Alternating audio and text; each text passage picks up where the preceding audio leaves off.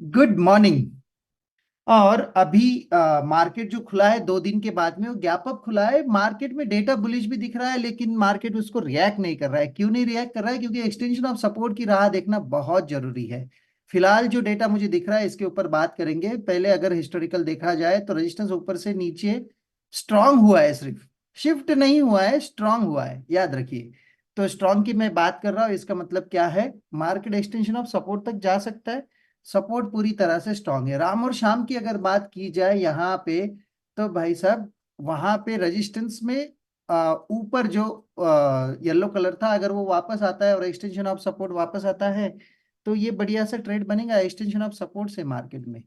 ठीक है। और डिस्क्लेमर में बता देता हूँ, मैं यहाँ पे कोई कॉल पुट की बात नहीं कर रहा हूँ। मैं सिर्फ आपके सामने जितने भी सिनेरियोज है एलटीपी कैलकुलेटर के, उसकी बात मैं कर रहा हूँ। ठीक है। चलिए बैंक निफ्टी के ऊपर आते हैं। बैंक निफ्टी में डेटा अच्छा खासा बुलिश है, क्योंकि सपोर्ट जो विक टुवर्ड्स बॉटम था वो विक टुवर्ड्स टॉप हो गया है, और रेजिस्टेंस जो है वो नीचे से ऊपर आ गया है। राइट, ये दोनों भी चीजें हो गई है बैंक निफ्टी के अंदर।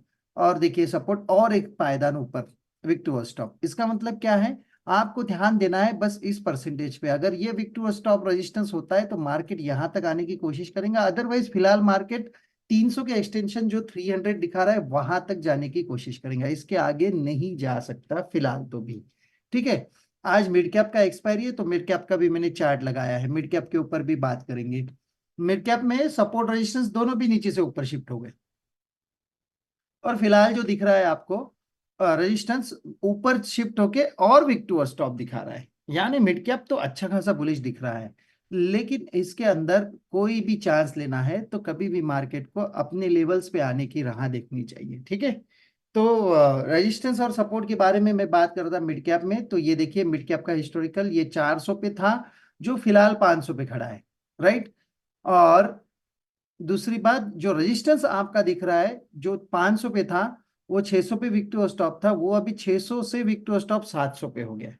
यानी भाई साहब मिड कैप तो अच्छा खासा भागने के लिए रेडी है, लेकिन आपको हर जगह एक्सटेंशंस की राह देखनी चाहिए। डाइवर्जन को प्रेफरेंस आप मिड कैप में दे सकते हैं, लेकिन निफ्टी में नहीं दे सकते। निफ्टी में एक्सटेंशन ऑफ सपोर्ट की ही राह देखनी बहुत जरूरी होती है, क्योंकि कोई येलो कलर फिलहाल ऊपर नहीं दिख रहा है आपको। जैसे येलो कलर आता है फिर वो ऊपर आएगा। लेकिन निफ्टी के अंदर एक मजेदार चीज मैं आपको बताना चाहता हूँ, इसके बारे में समझिए। ठीक है। निफ्टी में अगर आपको देखना है तो थीटा का जो वैल्यू है वो 18 के आसपास है। डेल्टा है ये। मैं क्यों थीटा और डेल्टा की बात कर रहा हूं? अगर अगर आप डेटा को ऑल स्ट्राइक प्राइस के साथ में ओपन करेंगे, तो एक ओ आई जो कॉल साइड का है वो 24,000 पे जाके बैठा है। इसका मतलब क्या है? मार्केट बुलिश हो सकता है, लेकिन कब होगा? कॉम्बिनेशंस के साथ ही होगा आपका थीटा, डेल्टा और फिर ओ आई जो नीचे अच्छा खासा ऊपर खड़ा है। ये तीनों के कॉम्बिनेशंस में ही मार्केट बुलिश हो सकता है, अदरवाइज कहीं नहीं जाएगा, शांति से चलेगा मार्केट। थीटा नहीं बढ़ा, अगर डेल्टा नहीं बढ़ा, सॉरी डेल्टा नहीं घटा और थीटा नहीं बढ़ा, तो मार्केट में कंसोलिडेशन हो सकता है। यूएस मार्केट में आज छुट्टी है, इसके ऊपर ध्यान रखना। यूएस मार्केट में आज छुट्टी है, तो फिर वहां से वॉल्यूम्स की कमतरता थोड़ी थोड़ी हो सकती है, इसलिए शायद थीटा भी बढ़ा है। थीटा दोनों जगह बढ़ा है, बैंक निफ्टी में भी अच्छा खासा थीटा बढ़ के खड़ा है। और ये देखिए 50,000 के ऊपर ओआई जाके बैठा है।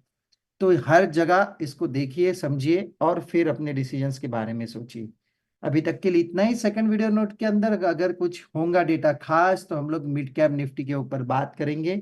मिड कैप निफ्टी का क्लोजिंग कहाँ आ सकता है, इसके बारे में सोचेंगे। अभी तक के लिए इतना ही। Thank you so much.